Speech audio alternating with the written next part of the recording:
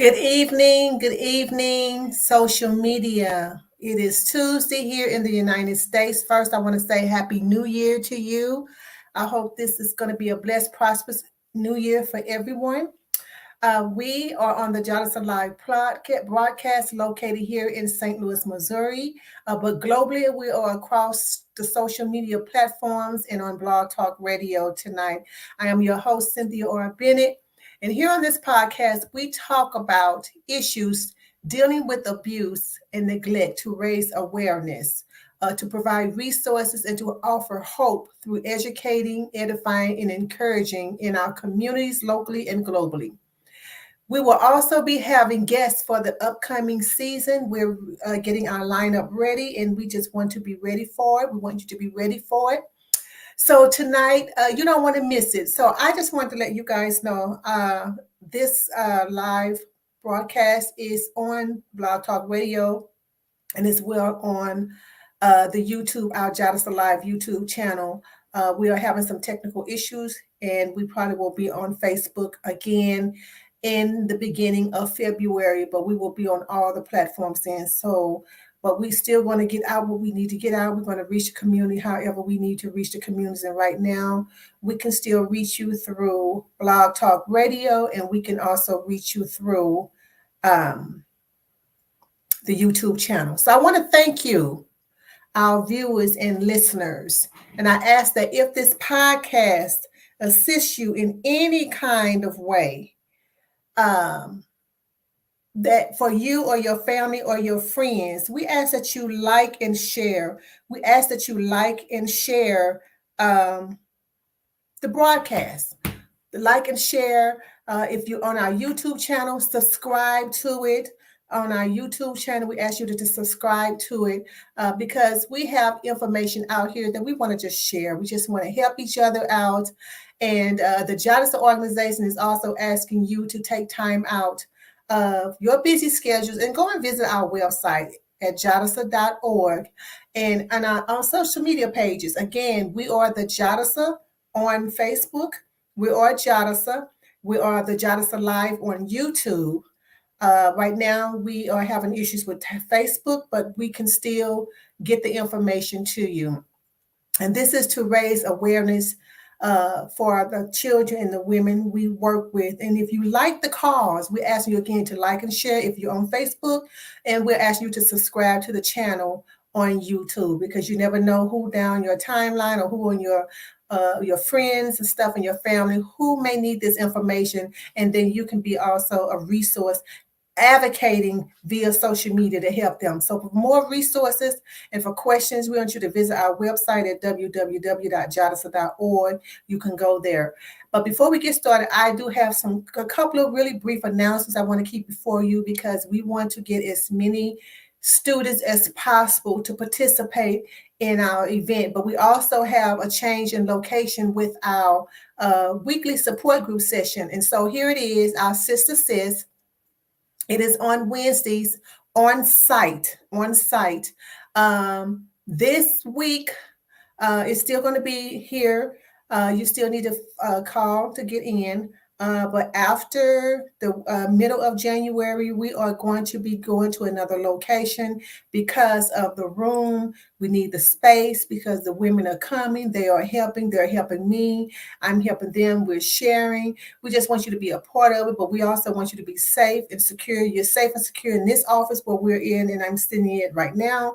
But because of the confined space and the constant, the growing of the support group session, we are moving it to our resource center, which is still the same safety and security measures there. So again, if you want to be a part of the Sister Sis group, hit me up on Facebook, instant message, go to our web page and get that information to us, okay?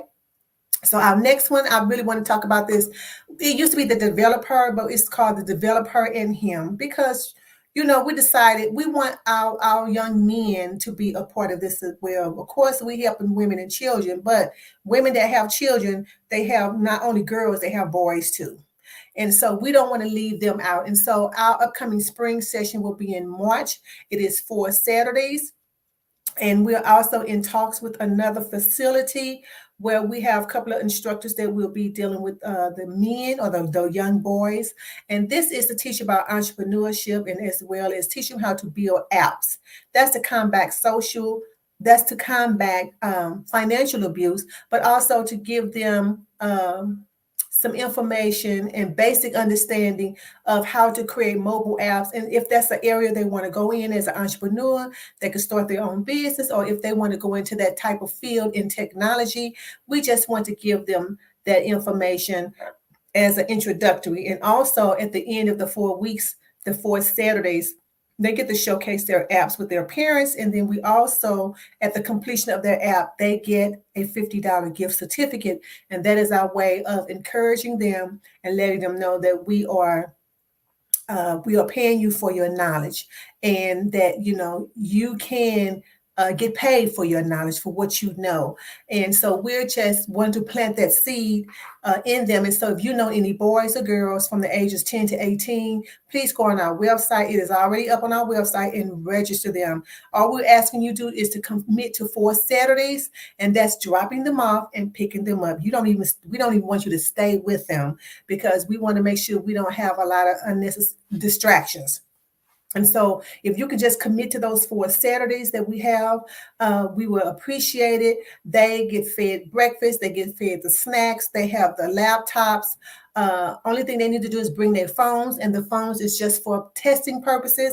And we also have in our registration that they have to adhere to the no cell phone, no texting, no video, TikToking, whatever else they're doing during those 2.5 hours, 10 to 12:30 that we have them, so that they can focus on the task that we have at hand. So again, this is our upcoming Develop Her in Him Spring 2023 course. Please go out on our website at JADASA.org and register your son or your daughter or your loved one for our upcoming session. So just want to get that out of the way. So I believe tonight's discussion is needed because there is so much going on in the world. And as I stated, and when I came on, I said, Happy New Year. I hope you have a blessed, prosperous New Year, and, even though we have stepped into a new year, and, of course, if you're on social media, you're talking to people, we hear about resolutions and proclamations and declarations for the new year. And that's fine. That is absolutely fine. It is something to always aim for. I do not knock it. I've made resolutions. I've done it all as well. And so, and that is just anticipations to start afresh and anew from the old, or coming out of the previous year into the new year. And that is great. And that is wonderful. But what about those who are reluctant, or who have stepped into the new year in a struggle or a battle, or some type of reluctancy to move on because of a loss of a job, or a loss of a child, or loss of a home, or a relationship, or something, or a dream? What about those people who had to move on and they didn't really want to? They wasn't prepared, or they wasn't ready to move on, picking up the pieces of a life that has been shattered is easier said than done. What about our sisters and brothers who has stepped into the new year without the person, or the friend, or the aspiration, or the dream, or the house, or the whatever it is that they lost, that they had to leave back in 2022, and it has left them in shambles? It has left them traumatized. What can we do with them? How can we help them pick up the pieces? What do we do? And so my heart is always going out to just, I think of the good, and I also think of the bad. I think of the fortunate. I think of the unfortunate. I think of the ones that's gaining, but I think of the ones that's losing. I try to look at a holistic view with everybody, saying everybody, as I said in the last podcast, everybody is not having a holly jolly Christmas. Everybody is not looking forward to this. In case in point, there has been several suicide deaths that was hit home. As for when I say hit home, I knew these people personally. I've had some kind of interaction with them, and it lets you know that everybody is not happy. Everybody is not um, peaceful and joyful. People are struggling. They're struggling with issues with life. So trauma informed care focuses on the notion that a traumatic event that a person that has had a traumatic event has either experienced or witnessed. It can alter the biology of the brain. It can alter your thinking. It can alter your how you view things. People get PTSD behind things, post-traumatic stress disorder. It can cause a lot of things. And what the trauma informed is, it's not what's wrong with you, because now you've already told a person, you ain't right, or there's something amiss, or there's something off. That already puts a negative tone on it. But then the trauma informed care approach is not what's wrong with you, but what happened to you. And when you use that approach, you're looking for the person to express. It's giving them the opportunity to express their story, their truth, not your truth, their truth. It gives them the opportunity to let them know that you are willing to listen to whatever it is that they're going through, whatever it is that they're experiencing, versus you already having a preconceived notion, or you already have this self-righteous approach to, what's going on with you, what's wrong with you. It's already a negative connotation behind that, which will cause the person to shut down. They don't want to talk to you. I wouldn't want to talk to you. But when you says what happened, it's an empathetic approach to it. You're putting yourself in their shoes and listening and want to hear. You're being attentive to them, and you're giving them your fully undivided attention, even if you don't understand whatever they're going to say, but you're saying what happened, because there is an event that caused whatever that is going on, whatever that is happening. There's something that caused it. What's wrong with you is topical. You're looking at what's the issues or the disease or whatever but when you say what happened to you, it's the undercurrent, the behavior, what is going, something caused this change for it to be this way, if you guys understand. So the underlying tenet of trauma informed care is simply the past matters. What happened to you?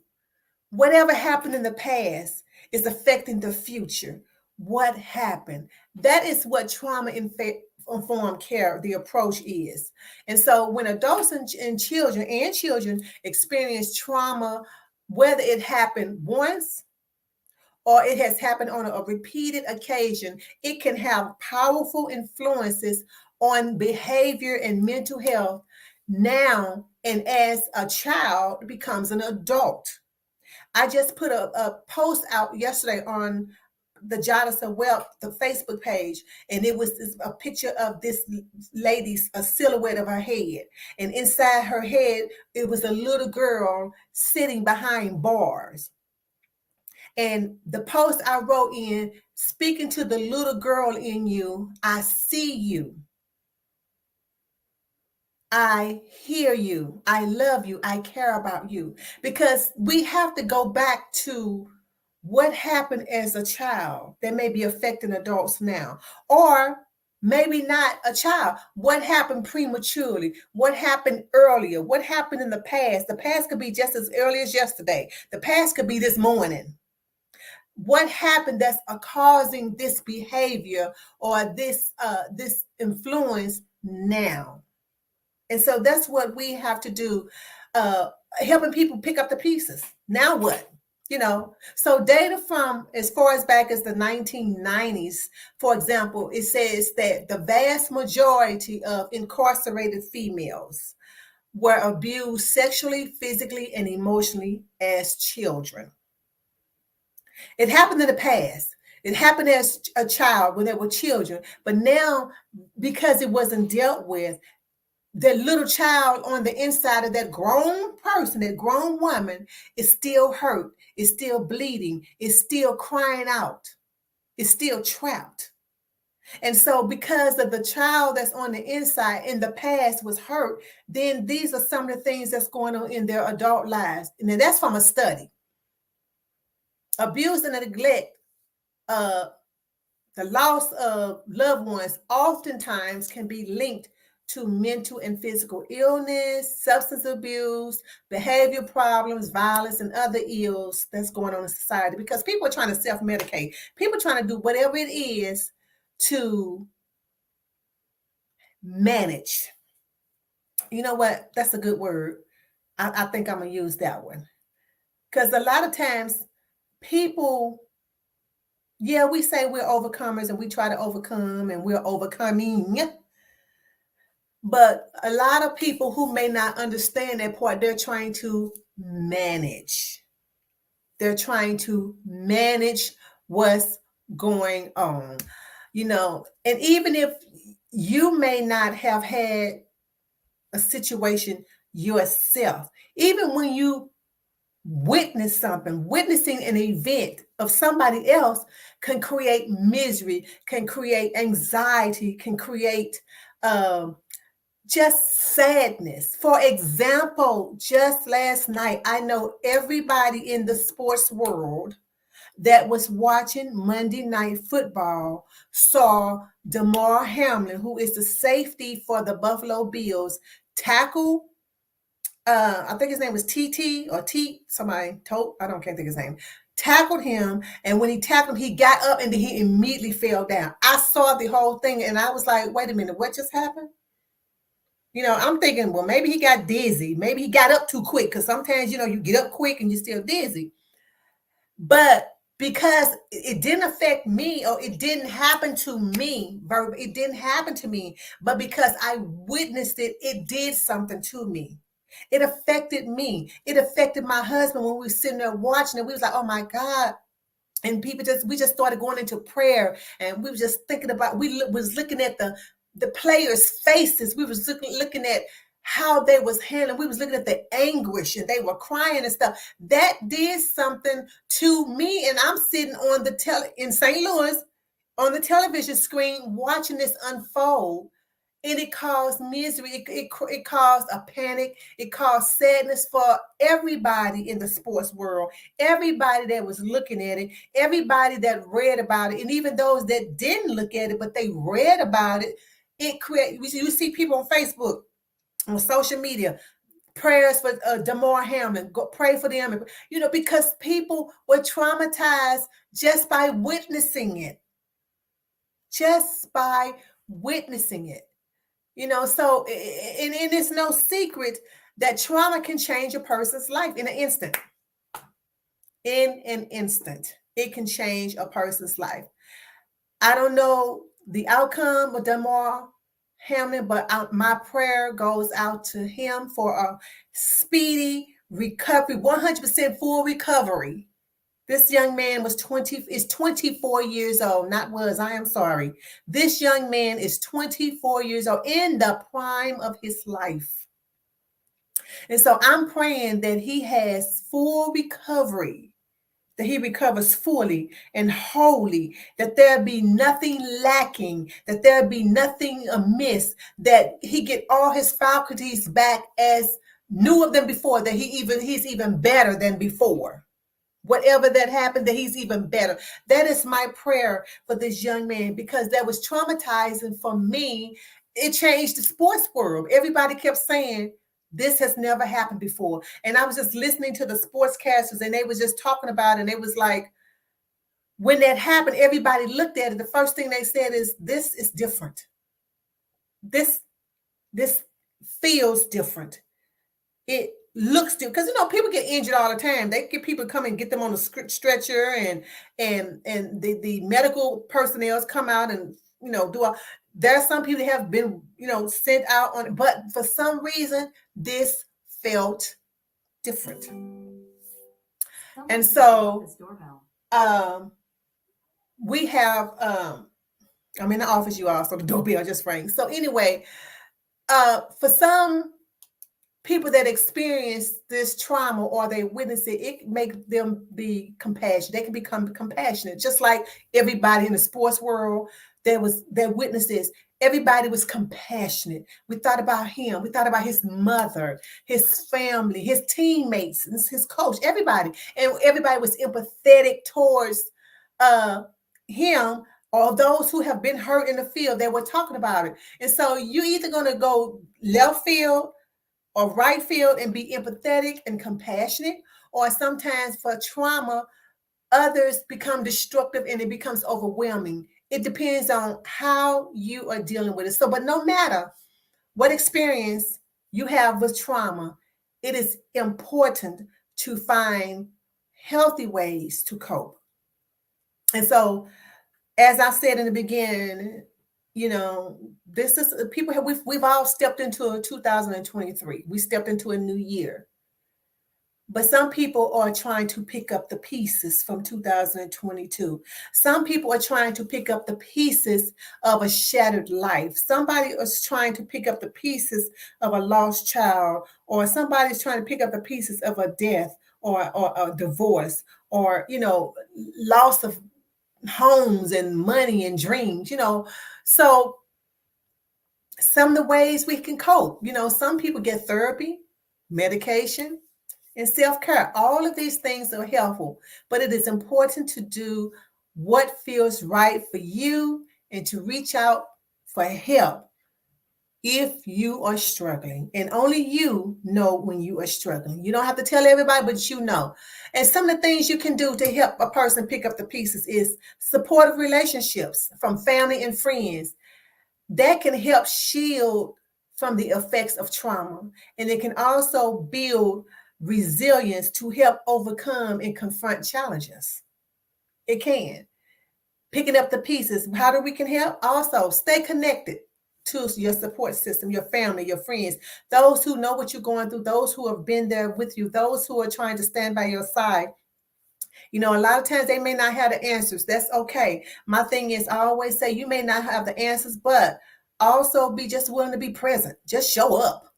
Show up. Showing up is half the battle for some people, because it lets you know you spent time, you took time out your schedule to come see about little old me, to come see about me. Just show up sometimes. We're not asking you to act like you got all the answers or you have answers for everything. Sometimes you can say, you know what, I don't know. I'm just here. I'm here for you. I'm here to be here with you. I'm here to go through with you. Find healthy activities that help with self-expression.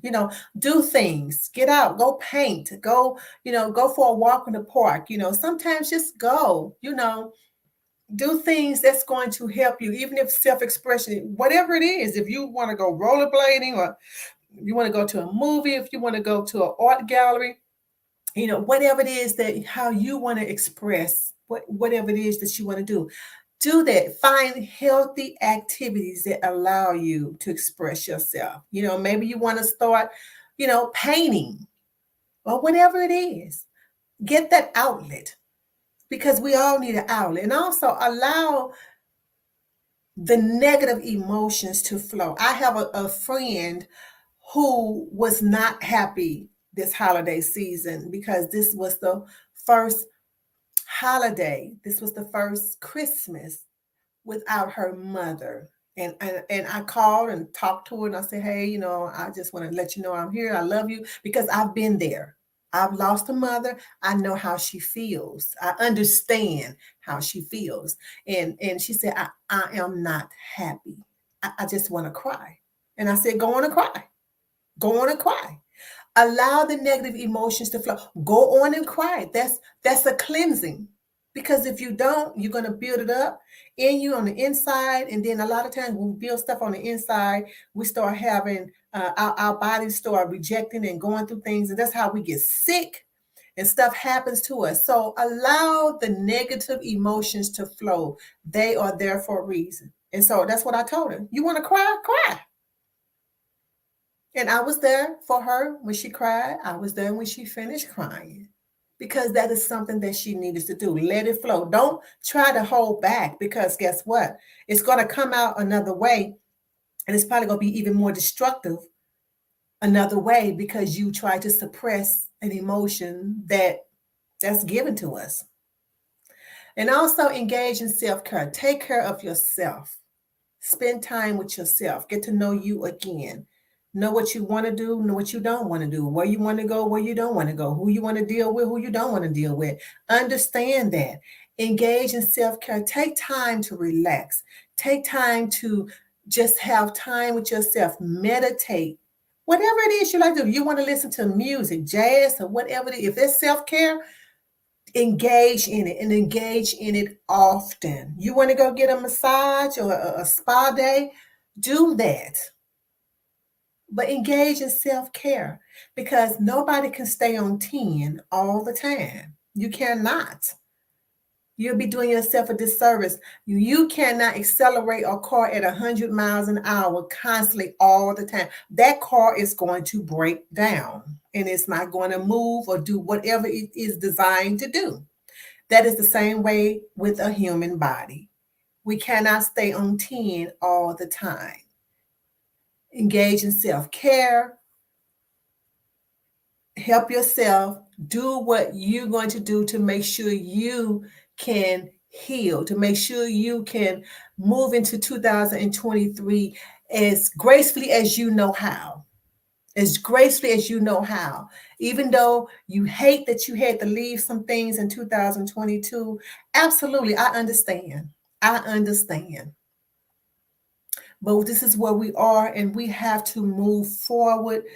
And we want you to move forward. I'm here for you. And so if you or someone you know need help, reach out and get help. Reach out to somebody, to your friends, your family. You can call us. You can reach us at jadasa.org, JADASA.org.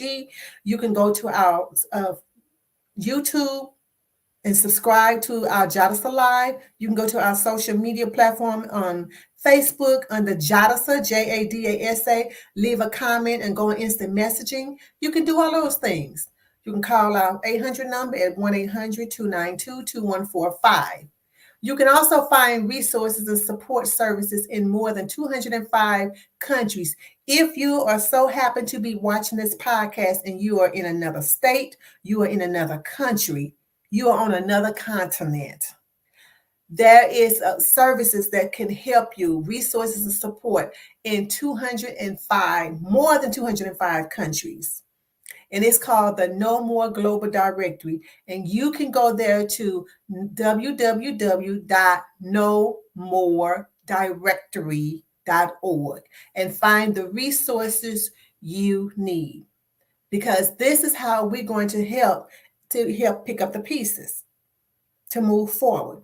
2023 is here. 2022, we left behind some things that we hated we had to leave behind. Some things needed to be left behind. Some people needed to be left behind. Some issues and things but those that we did not, things we had to leave and go forward and leave families. And when I say families and friends, I'm talking about people that have died, things that we didn't want to, and we just had to move. We had to move forward. We're here for you to help you pick up the pieces because lives have been shattered. And it's not going to always be the same. It's not. I'm not going to tell you anything that doesn't make sense, but you can manage it. You can manage it. Coming from someone who's buried 6 siblings and both my parents, do I remember them? I remember them every day of my life. I think about them. But I've managed to move forward because I'm still here for those that remain, my husband and my children and my family that's here. I'm still here for them as well. And so I want to leave you with this Jeremiah 29:11. It says, "For I know the thoughts that I think towards you, said the Lord, thoughts of peace and not of evil, to give you an expected end." God wants to give you the end that he expects you to have and that you expect to have. And that end is peace and joy and happiness. That's what he wants to give you. JADASA is a community-based organization. You are our global community. Therefore, you are JADASA. Remember, it's JADASA 24/7, 365 days, all day, every day. With that being said, I want you to be safe. I want you to be well. And I want you to be whole. Good night.